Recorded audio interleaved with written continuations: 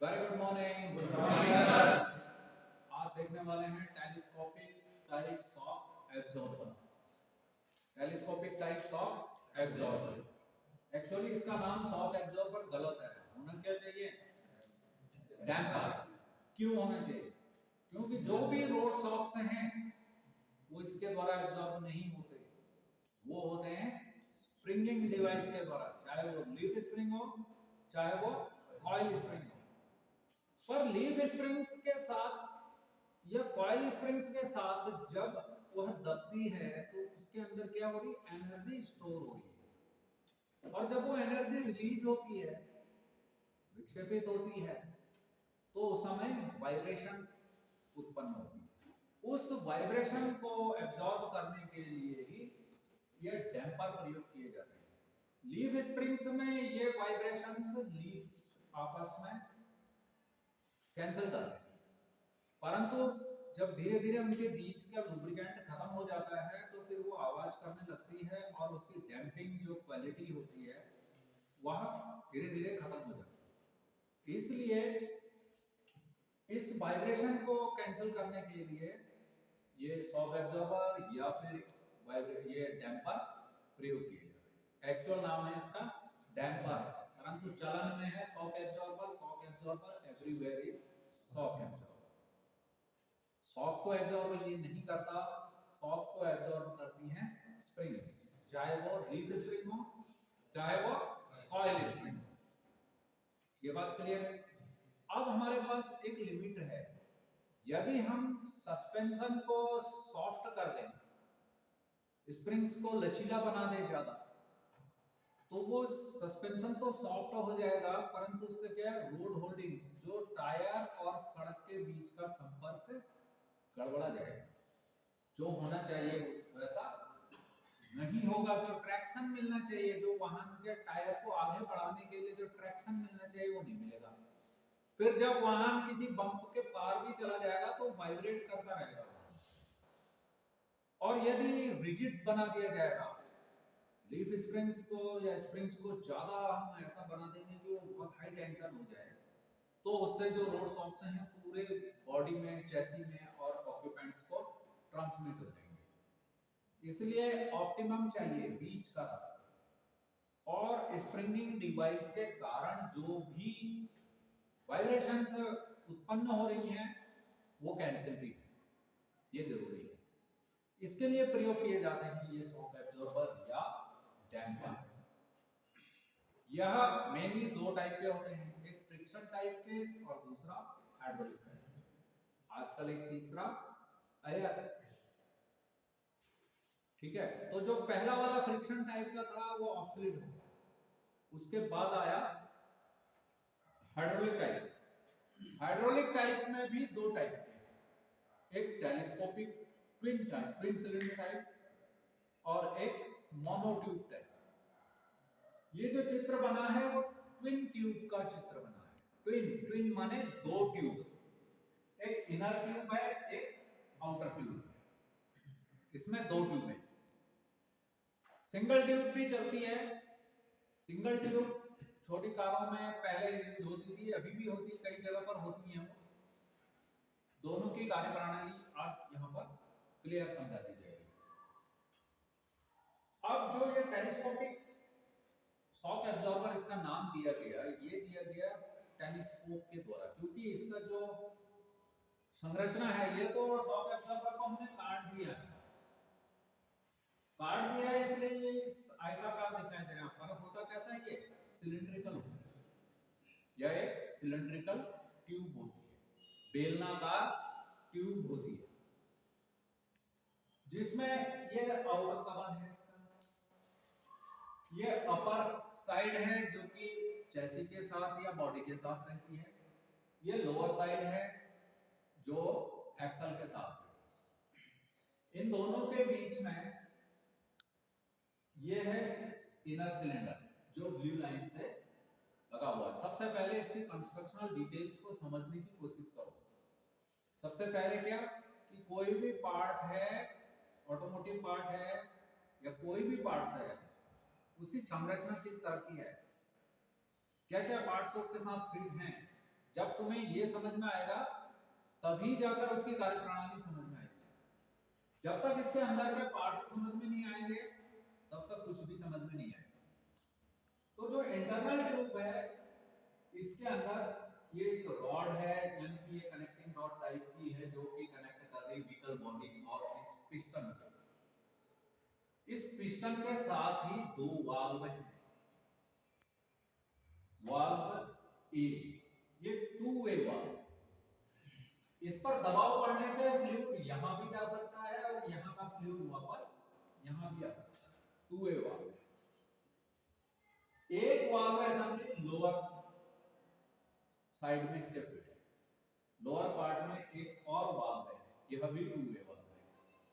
यहां से एक होल है जो खुल रहा है आउटर सिलेंडर, ये आउटर सिलेंडर, ये दोनों इनर सिलेंडर और आउटर सिलेंडर एक हेड के द्वारा, ये जे लिख रखा है तो ये एक हेड है, और जो ये रॉड जा रही है कनेक्टिंग रॉड या पिस्टन की रॉड इसके साथ लगी हुई है, जिसको एच दिखा रखा है, ये ग्लैंड सील। इस ग्लैंड सील और इसके बीच में एक पैसेज है जिस रास्ते से इस पे लगा हुआ जो भी लुब्रिकेंट है वह भी इस रास्ते से अंदर आ जाता है और हवा का प्रेशर भी इसके ऊपर बना रहता है। जो ये आउटर सिलेंडर है इसमें थोड़ा सा फ्लूइड भरा रहता है, फुल नहीं यहां तक भरा हुआ नहीं रहता, बल्कि इस एरिया तक लिक्विड हमेशा अपना लेवल बना के रखता है। यदि ये यहां तक है तो यहां पर भी यहां तक इसमें हमेशा फ्लूइड भरा है। समझ में आ रही बात? अब मैंने क्या कहा था कि लीफ स्प्रिंग्स में कुछ वाइब्रेशंस फ्रिक्शन के द्वारा एब्जॉर्ब हो जाती है, परंतु कॉइल स्प्रिंग में जब वर्टिकल लोडिंग पड़ती है, जब वो दबती है, उसके बाद जब वो एनर्जी रिलीज होती है तो बहुत ज्यादा वाइब्रेशन होती है, वहां पर ये सबसे ज्यादा इफेक्टिव होते हैं। लीफ स्प्रिंग्स के साथ तुमने देखा होगा बहुत सारे ट्रक और बसों में जो स्प्रिंग्स की संख्या बढ़ा देते हैं। मान लिया कंपनी से 9 पट्टे लग के आए हैं, तो आते ही वाहन का मालिक क्या करता है, ओवरलोडिंग के लिए 2 पट्टे आगे बढ़ा देगा, 4 पट्टे पीछे बढ़ा देगा। अब वो पट्टों की अपना आकार बहुत बड़ा हो जाता है तो शॉक एब्जॉर्बर ऐसे ही लटके हुए रहते हैं और कोई ज्यादा फर्क नहीं पड़ता ट्रकों में। क्यों नहीं पड़ता? क्योंकि वहां पर जो भी वाइब्रेशन हो रही है वो लीफ स्प्रिंग्स के द्वारा, नई लीफ स्प्रिंग्स है, उनके बीच में लुब्रिकेंट भी है, तो वो आवाज भी नहीं करते और इस वाइब्रेशन को डैम्प कर लेते हैं। पर धीरे धीरे जैसे जैसे वो लीफ स्प्रिंग्स कमजोर होने लगती हैं तो फिर इस शॉक एब्जॉर्बर की आवश्यकता। समझ में आ रही बात इतनी? तो आज हम पढ़ते हैं सबसे पहले ये twin tube type telescopic shock absorber. Telescopic क्यों दिया गया नाम इसको? क्योंकि इसका आकार एक ट्यूबलर आकार है, बेलनाकार है और थोड़ा लंबा है। पुराने जमाने में जो टेलीस्कोप होते थे, अभी भी होते हैं, जिनसे रात में तारामंडल को देखते हैं, तारों को देखते हैं, कौन कौन से ग्रह नक्षत्र ऊपर कौन से ग्रह घूम रहे हैं उन्हें देखा जाता है। तो उसी तरह से इसका भी आकार काफी लंबा है और ट्यूबलर है, इसलिए इसको टेलीस्कोपिक टाइप शॉक एब्जॉर्बर कहते हैं। अब कार्यप्रणाली, जब भी वाहन किसी बम्प के ऊपर से चढ़ता है, समझने के लिए ये बम्प है शॉक है, ये समझ लो कि रोड सरफेस पे कोई रंबल स्ट्रिप है या स्पीड ब्रेकर है। जब वाहन का टायर इसके ऊपर चढ़ता है तो यहाँ पर ये रिबाउंड है और ये व्हीकल का लोड है, वर्टिकल लोडिंग होती है, यानी ये रॉड नीचे को आ रही है, ये वाला हिस्सा एक्सल और टायर ऐसे ऊपर को चढ़, तो उस समय ये पिस्टन भी नीचे को आ रहा है, निचला हिस्सा भी ऊपर को उठने से पिस्टन भी नीचे को आएगा, मूवेबल यही है। तो जो वेट इसमें नीचे की तरफ पड़ रहा है तो उसमें ये वाल्व के साथ, वाल्व ए, ये यहां पर देखेंगे तो जब इसके ऊपर दबाव पड़ रहा है तो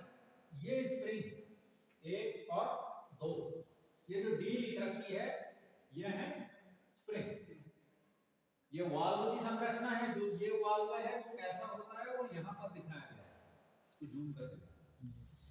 जब ये स्प्रिंग दबती है तो यहाँ पर की ये सील, ये वाल्व, ये सील ऊपर को उठती है और इन होल्स के रास्ते से ये वाला फ्लूइड अपर चैम्बर में चला जाता है। अब अपर चैम्बर का आयतन थोड़ा कम है और उसके बीच में रॉड भी है,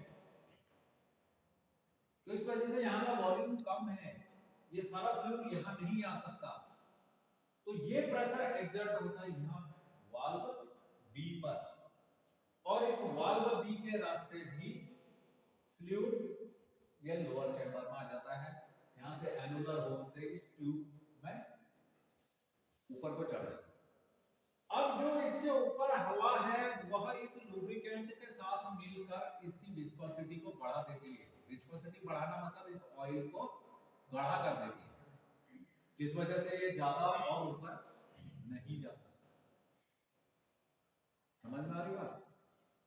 अब जैसे ही वाहन इसके ऊपर से चढ़ के प्लेन सरफेस में आ गया तो स्प्रिंगों में जो वाइब्रेशन हो रही है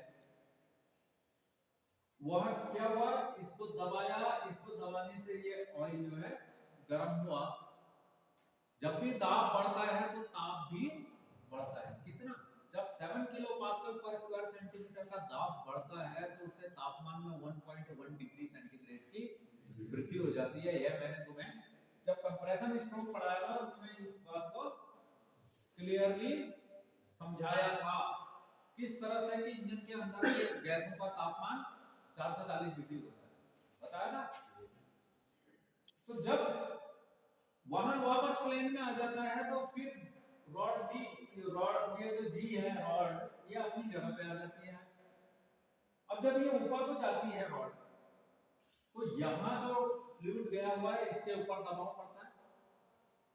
इसके ऊपर दबाव पड़ने से ये वाल्व क्या है, दोनों ही वाल्व टू वे वाल्व हैं। ये एक निर्धारित प्रेशर के बाद खुलेंगे। अब उस प्रेशर को कंट्रोल कैसे किया जाता है, उसी साइज की उतने ही टेंशन की ये स्प्रिंग्स लगाई जाती है। जब इसके ऊपर दबाव पड़ता है तो यहाँ वाला फ्लूइड भी वापस इसी चैम्बर में आ जाता है, और जो ट्यूब बी में गया था, जो आउटर ट्यूब में फ्लूइड चला गया था, ये भी यहाँ से आकर वापस इधर आ जाता है। क्यों आ जाता है? क्योंकि हमेशा लिक्विड जो होता है अपने स्तर को बनाए रखता है, मेंटेन करके रखता है अपना लेवल, और ऊपर से जो एटमॉस्फेरिक प्रेशर भी इस होल के रास्ते से इस पर एक्सर्ट हो रहा है, वह जो आउटर ट्यूब में गया हुआ फ्लूइड है उसको वापस फिर यही ले आता है। फिर वापस इनका लेवल यही हो जाता है। यदि ट्यूब डी में बाहर वाली ट्यूब में यहाँ तक लेवल था तो यहाँ तक हो जाएगा और ये वाला फुल हो जाएगा, अपर चैम्बर खाली हो जाएगा। जो फ्लूइड, क्योंकि विस्कस फ्लूइड है, ये फ्लूइड होता क्या है, यह 60% यह है ट्रांसफार्मर ऑयल। यह विद्युत के ट्रांसफार्मर में यूज होता है। विद्युत के ट्रांसफार्मर कितने टाइप के होते हैं? 2 प्रकार के होते हैं, एक स्टेप अप और एक स्टेप डाउन। यानी जो 11,000 वोल्ट की विद्युत धारा आ रही है उसे घरों तक पहुंचाने के लिए 440 वोल्ट बनाना पड़ता है, तो वो वाले ट्रांसफार्मर होते हैं स्टेप डाउन।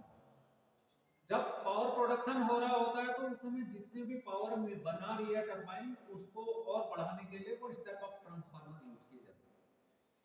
तो जब विद्युत धारा का एक और प्रभाव होता है क्या, हीटिंग इफेक्ट। तारों के रेजिस्टेंस के कारण वो फिर गर्म होते हैं, तो उस गर्मी को एब्जॉर्ब करने के लिए उसमें ये ट्रांसफार्मर ऑयल यूज किया जाता है, कूलिंग एजेंट की तरह। लुब्रिकेंट क्या क्या काम करता है? कूलिंग एजेंट पहले, तो ये cooling agent 60% this transformer oil and 40% turbine oil, engine oil मिलाकर इसका ऑयल बनाया जाता है। ये कंप्रेसिबल लिक्विड है, इसीलिए ये कंप्रेस हो रहा है। कंप्रेस होकर कुछ फ्लूइड अपर चैम्बर में चला जाएगा, कुछ लोअर वाल्व बी के रास्ते से निकलकर आउटर ट्यूब में चला जाएगा।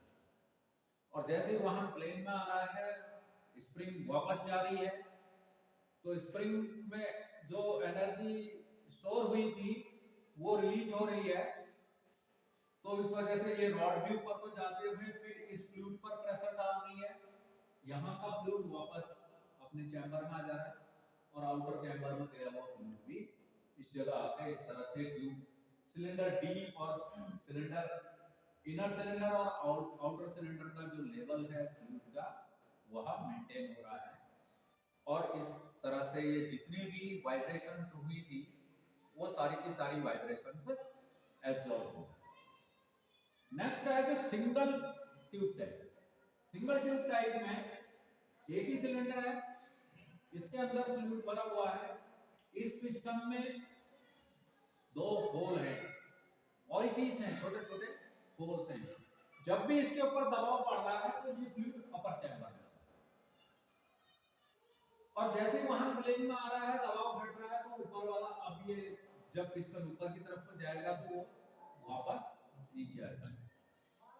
ज्यादा स्पीड में जहां पर बहुत ज्यादा रंबल स्ट्रिप्स हैं वहां के लिए फिर इसमें अलग अलग साइज के होल होते हैं ताकि वो सस्पेंशन सॉफ्ट और रिजिड के बीच का सस्पेंशन मिले, ऑप्टिमम सस्पेंशन मिले, इसलिए इस तरह की व्यवस्था की जाती है। तो उसका जो वाल्व होता है वो थोड़ा कॉम्प्लिकेटेड है, इसलिए आजकल के जितने भी चाहे मॉडल कारें हैं, पैसेंजर कार्स हैं, उनमें फ्रंट और रियर दोनों सस्पेंशंस के लिए यही टेलीस्कोपिक टाइप के शॉक एब्जॉर्बर्स यूज किए जाते हैं। जिन भी वाहनों में इंडिपेंडेंट सस्पेंशन है उनमें लगभग सभी में कॉइल स्प्रिंग्स लगी रहती हैं और कॉइल स्प्रिंग्स के से होने वाली वाइब्रेशंस को एब्जॉर्ब करने के लिए हर वाहन में आगे और पीछे यानी दो आगे और दो पीछे चार इसी तरह के टेलीस्कोपिक शॉक एब्जॉर्बर्स